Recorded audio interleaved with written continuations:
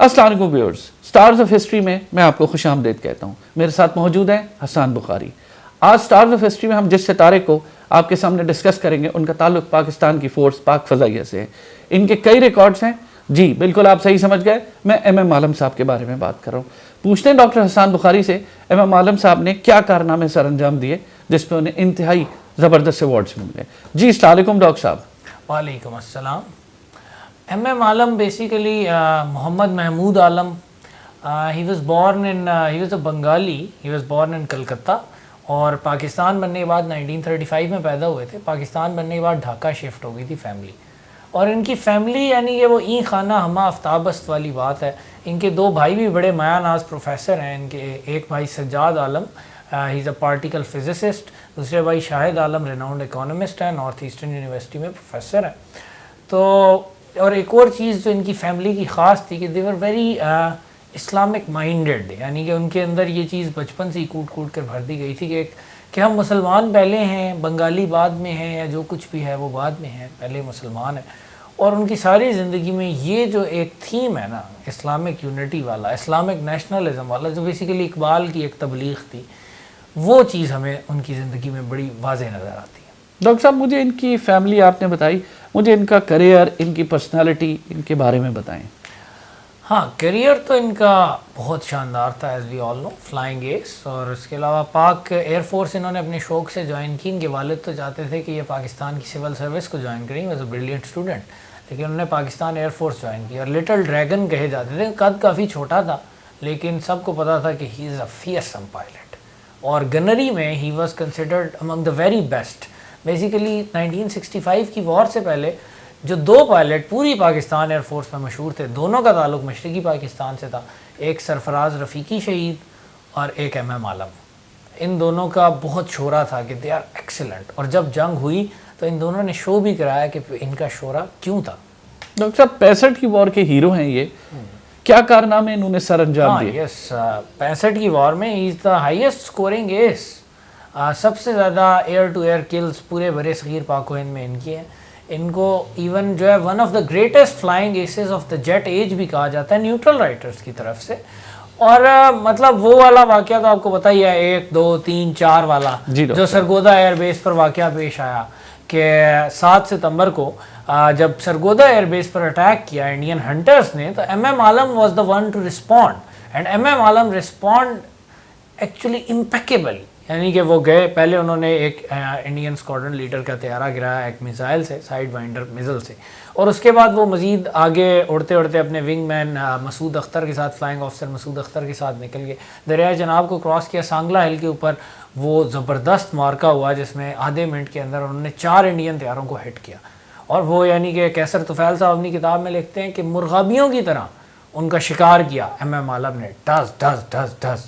اور مطلب اس معاملے میں اختلاف ہے کہ ان کی ایکچوئل کلز کتنی ہیں. کلیم جو کیا جاتا ہے وہ تو یہ کہ انہوں نے 9 انڈین طیارے 1965 کی لڑائی میں گرایا. ٹوٹل 17 دن کی لڑائی میں 9 طیارے گرانا اٹس آؤٹ اسٹینڈنگ. اور اس میں پہلے تو 6 ستمبر کو ہی رفیقی شہید کے ہلواڑہ والے مشن سے کچھ دیر پہلے وہ آدم پور پر اٹیک کرنے گئے تھے اور ادھر انہوں نے 2 انڈین طیارے گرائے تھے. اور اس کے بعد اگلے دن 7 ستمبر کو، اور مزے کی بات ہے رفیقی شہید جب شہید ہوئے تو رات کو ایم عالم نے کہا تھا کہ میں کل بدلہ لوں گا. اور اگلے دن انہوں نے 5 انڈین ہنٹر گرائے اور بدلہ پورا کر کے بہت سارا ادھار دشمن پر بھی چڑھا دیا جو وہ آج تک واپس نہیں کر سکے. ابھی نندن وغیرہ ہی واپس کرتے ہیں. اور اس کے بعد جو ہے وہ 16 سپٹمبر کو امرتسر کے اوپر انہوں نے 2 اور انڈین طیارے بھی گرائے. اب اس معاملے میں تھوڑا سا وہ ہوتا ہے اختلاف اور ابہام بھی ہوتا ہے، لیکن 5 کلز تو کنفرمڈ ہے from the Indian side as well. اور ہمارا کلیم ہے کہ انہوں نے 9 طیارے گرائے. تو اگین لیکن یہ اس چیز میں تو کوئی شبہ ہے ہی نہیں کہ is the only undisputed flying ace of the subcontinent. Pakistan کے 1 2 اور پائلٹس نے بھی 5 طیاروں کا دعویٰ کیا، لیکن M Alam is the only one جو کہ ہر طرف سے مصدقہ ہیں کہ انہوں نے 5 طیارے گرائے. اور انڈین تو کسی نے 1 سے زیادہ بھی نہیں گرایا ہوا. تو وہ تو خیر انڈین ایئر فورس ہمیشہ ایون 71 میں بھی 65 میں بھی ان کی ریشو کافی بری رہی ہے. آلموسٹ 25-75 ریشو رہی ہے ایئر لاس آج تک بری ہے ڈاکٹر صاحب. ہاں وہ ٹھیک ہے، وہی بات چائے کی پیالیاں ہم ان کو پلاتے رہتے ہیں. لیکن M Alam was the one, یعنی کہ M Alam is the ultimate Pakistani fighter pilot, یعنی ان کا نام نمبر 1 ہے پاکستان ایئر فورس کے اعلیٰ ریکارڈز میں بھی. اور ایک اور واقعہ ان کے بارے میں بتاتا چلوں کہ یعنی اس زمانے M M Alam was Bengali left in Dhaka. تو یہ سمجھا تھا کہ جی بنگالی کو مارشل ریس نہیں ہے، عجیب ریسسٹ قسم کا فضول کانسیپٹ تھا. تو جب ایم ایم عالم کہتے ہیں کہ میں ڈھاکہ گیا نا 65 کی لڑائی کے بعد، تو بڑا جوش و جذبہ تھا لوگوں میں ادھر، اور لوگوں نے ان کے اعزاز میں جلسہ منعقد کیا جس میں ایک لڑکے نے، جوان سال لڑکے نے پوچھا کہ جی کہا جاتا ہے بنگالی نہیں لڑ سکتے، تو آپ نے پوری انڈین ایئر فورس کا بھرکس نکال دیا، 9 طیارے خود گرائے. تو انہوں نے کہا بھائی یہ بنگالی کچھ نہیں ہوتا، ہم مسلمان ہیں اور یہ ہر مسلمان بورن مجاہد ہوتا ہے. اس چیز کو ریئلائز کر لیں، آپ دنیا میں سب کچھ کر سکتے ہیں. زبردست بات. یہ وہ موٹو تھا جس کے ساتھ وہ ہمیشہ جیے. ڈاکٹر صاحب پوسٹ 65 وار کیا ان کی زندگی بھی؟ اصل میں نا ہماری قوم نے کافی ذلت اور رسوائیاں چکھی ہیں اپنی زندگی میں. 71 کی لڑائی بھی ان میں سے ایک بڑی واضح قسم کی رسوائی تھی.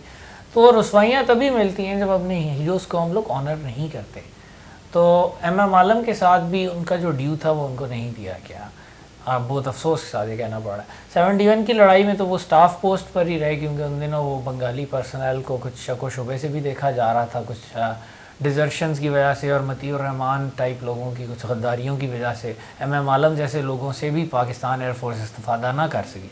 73 میں وہ اسرائیل کے مد مقابل ہوئے. 73 میں عرب اسرائیل جنگ ہوئی تھی. اس کے بعد بھٹو صاحب کی گورنمنٹ نے کچھ چن کر بہترین پاکستانی پائلٹ سیرین پائلٹس کی ٹریننگ کے لیے بھجوائے تھے، اور ان میں سر فہرست آف کورس ایم ایم عالم کا نام تھا. اور کہتے ہیں ایم ایم عالم کا شعرہ اسرائیل تک بھی پہنچ گیا تھا، اور ایم ایم عالم جہاں جاتے تھے وہاں پھر اسرائیلی بھی اپنی پرواز نیچے کر لیتے تھے. اور اگین بٹ ان کا کیریئر بڑا ابرپٹلی اینڈ ہو گیا 1982 میں at the rank of air commodore. اور اس بارے میں کئی باتیں کی گئی ہیں. ایک تو واقعہ زیادہ رپورٹ ہوا وہ یہ ہے کہ اس وقت کے جو ایئر چیف تھے ان کی مسز نے یہ وتیرہ بنا رکھا تھا کہ انہوں نے کوئی ایئر فورس کے جہازوں کو اپنی ذاتی پراپرٹی سمجھ رکھا تھا. اور ایک دفعہ ایسے بھی ہوا کہ کوئی میچنگ جوتے خریدنے کے لیے اور کراچی سے کسی بیوٹیشین کو بلانے کے لیے جہاز بھجوائے گئے نارتھ سے. M M Alam was commander of Peshawar air base then. تو وہ ان چیزوں پر سخت ان کو اعتراض تھا کہ یہ پاکستان کا مال ہے، یہ پاکستان کی چیزیں، یہ افسروں کی بیویوں کی عیاشیوں کے لیے نہیں ہے. تو جب ان محترمہ نے ایم ایم عالم صاحب سے ریکویسٹ کی کہ بیس کے پریمیسز کو ایک ویمن ایسوسی ایشن کے فنکشن کے لیے اور ایک محفل کے لیے جو ہے وہ اویلیبل کیا جائے، تو ایم ایم عالم ریفیوز پوائنٹ بلینک کہ یہ ایک ایئر بیس ہے، یہ کوئی آپ لوگوں کا گپ شپ کا اڈا نہیں ہے. اس کے کام کے لیے اور بھی بہت ساری جگہ موجود ہیں، but this is an air base and this is being run professionally, تو پلیز. لیکن وہ انکار ان کو پھر بڑا مہنگا پڑا، اور وہ پھر ایئر کموڈور کے عہدے سے آگے جا بھی نہیں سکے اور 1982 میں ریٹائر کر دیے گئے. اسی طرح آپ air commodore group captain Sajjad Haider جنہوں نے بڑا زبردست اٹیک کیا تھا پٹھان کوٹ پر، ان کی بایوگرافی پڑھ لیں. مطلب ان کے ساتھ بھی انتہائی ڈس اپوائنٹنگ قسم کا ان کے کیریئر کا بھی اینڈ ہوا at the rank of group captain. یہ ہمارے ہیروز تھے جن کے ساتھ بالکل بھی ہم لوگ اپنی قومی ذمہ داریوں سے ان کے کیس میں عہدہ برا نہیں ہو سکے. لیکن ایم ایم عالم ان کو تو کوئی چیز پیچھے کرنے والی تھی نہیں. ان کو وہ والی بات ہے نا، he didn't need money, he didn't need medals. انہوں نے تو جو ان کو 2 ستارہ جرأت ملے تھے 65 کی لڑائی میں، وہ بھی کہا جاتا ہے کہ وہ زمین بھی ایک شہید کے بچوں کے نام کر دی تھی کہ میری تو پینشن اور تنخواہ ہے. اینڈ ہی واز انمیرڈ وہ کیوں تھے؟ کیونکہ وہ he was looking after his family. اچھا ان کے والد فوت ہو گئے تھے، ان کی 11 بہن بھائی تھی، لوکنگ آفٹر ہز فیملی. لیکن واپس آتے ہیں ان کے کیریئر پر. 82 میں تو ریٹائر ہو گیا at the rank of air commodore, لیکن جذبہ جہاد ان کا سر نہیں ہوا. اور ان دنوں سوویت یونین نے فوج کشی کی ہوئی تھی افغانستان میں، افغان جہاد میں خود شریک ہوئے اور انہوں نے وہاں بھی غازی کا درجہ پایا.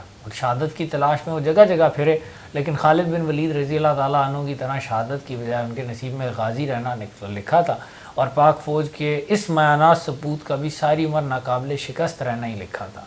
تو کشمیر کے جہاد سے بھی منسلک رہے اور بہت زیادہ وہ ریڈنگ میں انٹرسٹڈ ہو گئے تھے. ایک کمرے میں رہتے تھے میس میں، اور وہ کمرہ بس کتابوں سے ہی بھرا ہوتا تھا. ڈاکٹر صاحب اگر اوور آل پرسنالٹی کو جج کیا جائے، ایک زبردست ہیرو، ایک زبردست پرفارمر جس کا دنیا میں لوہا منوایا گیا اور بات بتائی گئی، اور پرسنالٹی وائز وہ عام طور پہ پرسنالٹی دیکھیں نا، ان کی پرسنالٹی ڈیفائن ہوتی ہے اس چیز سے کہ he was a Muslim first ہمیشہ.